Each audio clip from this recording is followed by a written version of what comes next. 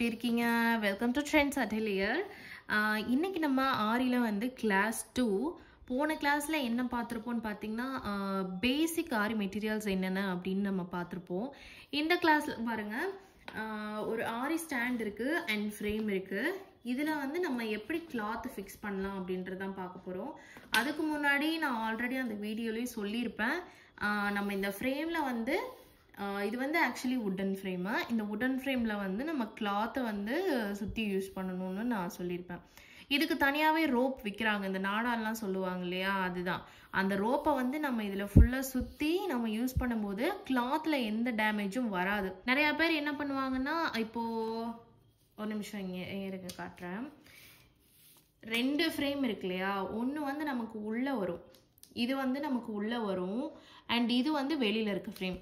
இப்போ என்ன பண்ணுவாங்கன்னா, வெளியில் இருக்கிற ஃப்ரேமில் மட்டும் கிளாத் சுற்றிருப்பாங்க. நான் ஆனால் என்ன பண்ணியிருக்கேன்னா, ரெண்டு ஃப்ரேமுக்குமே வந்து உள்ளே இருக்கிறதுக்கும் சரி வெளியில் இருக்கிறதுக்கும் சரி ரெண்டுத்துக்குமே வந்து நான் கிளாத்தை வந்து சுற்றி வச்சுருப்பேன். ஏன் அப்படின்னா, நான் வெறும் இந்த சைடு மட்டும் சுற்றி யூஸ் பண்ணி பார்த்தேன். பட் எனக்கு வந்து அப்பயுமே டேமேஜஸ் எல்லாம் இருந்துச்சு.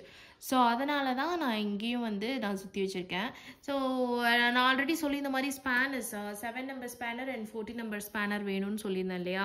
ஸோ 7 நம்பர் ஸ்பேனர் வந்து இங்கே பாருங்கள், இந்த நட்டுக்கு தான் வந்து நம்ம டைட் பண்ணுறதுக்காக தான் 7 நம்பர் ஸ்பேனர் நமக்கு தேவைப்படும்.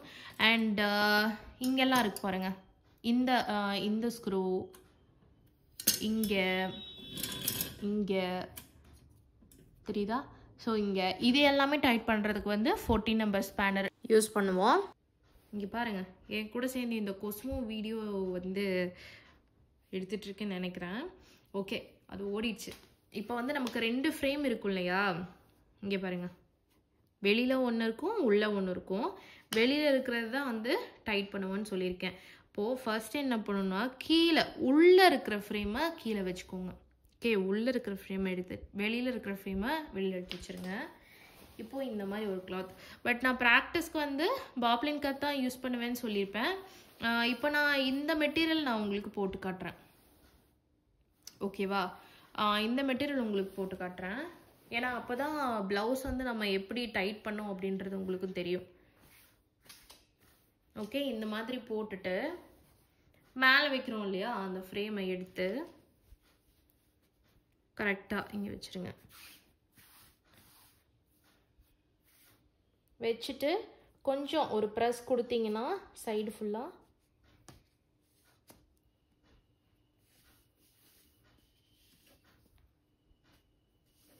ஓகே எடுத்து டைட் பண்ணுங்கள். கொஞ்சம் டைட்டாக தான் இருக்கும். ஏன் அப்படின்னா, நீங்கள் வெறும் வுட்டன் ஃப்ரேம் வச்சு நீங்கள் போடும்போது உங்களுக்கு அவ்வளோ டைட் தெரியாது. வெறும் வுட்டு மட்டும் இருக்கும்போது நம்ம 2 பக்கமே கிளாத்து சுற்றி வச்சுருக்கோம் இல்லையா, ஸோ அதனால் நம்ம கொஞ்சம் டைட்னஸ் இருக்கும். ஸோ டைட்டாக போட்டு டைட்டாக இருக்கிறது வந்து நல்லது தான். ஏன் அப்படின்னா, அப்போ தான் நம்ம ஒர்க் பண்ணும்போது கொஞ்சம் நமக்கு ஈஸியாக இருக்கும். எப்பயுமே ஃப்ரேமில் வந்து இந்த கிளாத்தை ஃபிக்ஸ் பண்ணி முடிச்சதுக்கப்புறமா ஒரு செக் இருக்குது. அந்த செக் பண்ணி அதில் நீங்கள் பாஸ் ஆகிட்டீங்க அப்படின்னா கண்டிப்பாக உங்களோட ஒர்க் வந்து நீட் ஃபினிஷிங்கில் இருக்கும். அது நான் என்ன டெஸ்ட் அப்படின்றத நான் உங்களுக்கு சொல்கிறேன். ஓகேவா, ஸோ இதை பாருங்கள். இப்போ நான் என்ன பண்ணுறேன்னா, இப்போது உள்ள இந்த ஃப்ரேம் தெரியுதா உங்களுக்கு, இங்கே பாருங்க, இந்த ஃப்ரேமு நம்ம இப்படி பிடிச்சிக்கணும். பிடிச்சிட்டு இந்த கிளாத்தை இப்படி இழுக்கிறேன். ஓகே, பிடிச்சிட்டு கிளாத்தை இழுக்கிறேன். சப்போஸ் நீங்கள் பிடிக்காமல் இழுத்துட்டிங்கன்னா ஃப்ரேம் 2ம் தனியாக கழண்டுரும். அப்போது இங்கே பண்ண டைட் எல்லாமே எப்படி ஆகும், வேஸ்ட்டாக போயிடும். ஓகேவா, பிடிச்சிட்டு இழுக்கிறேன். 2 கையிலும் இப்படி பிடிச்சிட்டு இப்படி கிளாத்தை வெளியில் இல்லைங்க. ஓகே, சப்போஸ் கலண்டுச்சுன்னா உங்களுக்கு காட்டுறேன். ஓகேவா, இங்கே வருங்க, இப்படி பிடிச்சிட்டு இழுக்கணும். ஸோ பிகினராக இருக்கீங்க அப்படின்னா உங்களுக்கு கொஞ்சம் ப்ளவுஸ் எல்லாம் நீங்கள் ஒர்க் பண்ணும்போது பார்த்து தான் ஒர்க் பண்ணணும். ஏன் அப்படின்னா, நம்ம இங்கே கிளாத் சுற்றி இருக்கோம் தான், டேமேஜ் வராமல் தடுத்துடலாம். பட் இருந்தாலுமே நீங்கள் கொஞ்சம் கேர்ஃபுல்லாக இருக்கணும். ஏன்னா நம்ம வந்து ஒரு பிரைடல் ப்ளவுஸ்லாம் பண்ணுறீங்கன்னு வைங்க, வாங்கி இந்த மாதிரி ஃபிக்ஸ் பண்ணதுக்கப்புறமா கொஞ்சம் டேமேஜ் ஆனாலும் அதை வந்து நம்ம திரும்ப சரி பண்ணுறது ரொம்ப கஷ்டம். ஸோ அதனால் கொஞ்சம் கேர்ஃபுல்லாகவே பண்ணுங்கள், பொறுமையாகவே பண்ணுங்கள், ரொம்ப பொறுமையாக பண்ணுங்கள். நீங்கள் இந்த இடத்துல வரும்போது மட்டும் உங்களுக்கு கொஞ்சம் இங்கே டைட் இருக்கும், ஏன்னா இந்த இடத்துல ஸ்க்ரூ இருக்கு இல்லையா, ஸோ டைட் இருக்கும். ஸோ கொஞ்சம் கொஞ்சமாக மறக்காமல் இந்த 2 ஃப்ரேமையும் பிடிச்சிக்கோங்க. இந்த மாதிரி பிடிச்சிட்டு இப்படி இழுத்து விடுங்க லைட்டாக. ஓகே, இந்த மாதிரி இழுத்து விட்டுட்டே வாங்க.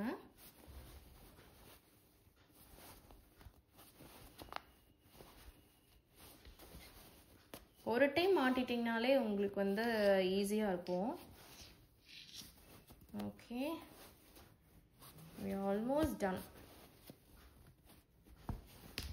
இப்போ நீங்கள் இங்கே பார்த்தாலே தெரியும் எந்த இடத்துல நமக்கு வந்து டைட் பண்ணணும்னு சொல்லிட்டு. பாருங்கள், ஃபுல்லாக தெரியுதா? இந்த இடத்துல இங்கே பாருங்கள் லூஸாக இருக்குது. ஸோ என்ன பண்ணுறேன், இந்த இடத்துல இப்படி பிடிச்சிட்டு இங்கே டைட் பண்ணுறேன். ஓகே, பாருங்கள் டைட் ஆயிடுச்சா? Okay, ton.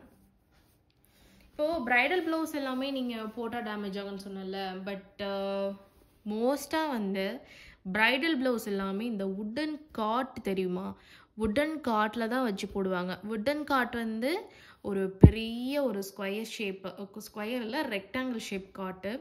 அதில் வந்து இங்கே பாருங்கள், இந்த கிளாத் ஃபுல்லாகவே உங்களுக்கு அதில் ஃபிக்ஸ் ஆயிடும். ஓகேவா? ஃபிக்ஸ் ஆகிட்டா என்ன பண்ணுவாங்கன்னா இங்கே சைடு ஃபுல்லாகவே உங்களுக்கு ஸ்டிச் பண்ணிடுவாங்க, அந்த காட்டோடு சேர்த்து இந்த கிளாத்தை ஸ்டிச் பண்ணிடுவாங்க. ஸோ அப்படி பண்ணும்போது என்ன ஆகுன்னா உங்களுக்கு சென்டரில் சைடு ஃபுல்லாக வந்து உங்களுக்கு வேஸ்ட்டாக தான் போகும். டெய்லர்ஸ் வந்து கட் பண்ணி எடுத்துருவாங்க. உங்களுக்கு அப்போது என்ன ஆகும்னா நீங்கள் சென்டர் எல்லாமே உங்களுக்கு ஃப்ரீயாக இருக்கும். ஸோ அங்கெல்லாம் டேமேஜ் ஆக சான்ஸே கிடையாது. ஸோ பிகினராக இருக்கும்போது நம்ம இதை யூஸ் பண்ணுறோம். நீங்கள் ஒரு ப்ரொஃபஷ்னலாக போட்டு பழகிட்டீங்க அப்படிங்கும்போது வுட்டன் காட்டை நீங்கள் வாங்கிக்கலாம், அதுதான் பெட்டர் உங்களுக்கு. ஓகே, இப்போ அந்த டெஸ்ட் என்னன்னு பார்த்துடலாமா? இங்கே பாருங்கள், நான் இப்போ தட்டும்போது எப்படி சவுண்ட் வருதுன்னு பாருங்கள்.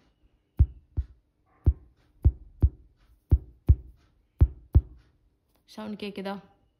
ஸோ இந்த மாதிரி சவுண்டு கேட்டால் தான் நீங்கள் ஃப்ரேமில் கிளாத்தை கரெக்டாக ஃபிக்ஸ் பண்ணியிருக்கீங்கன்னு அர்த்தம்.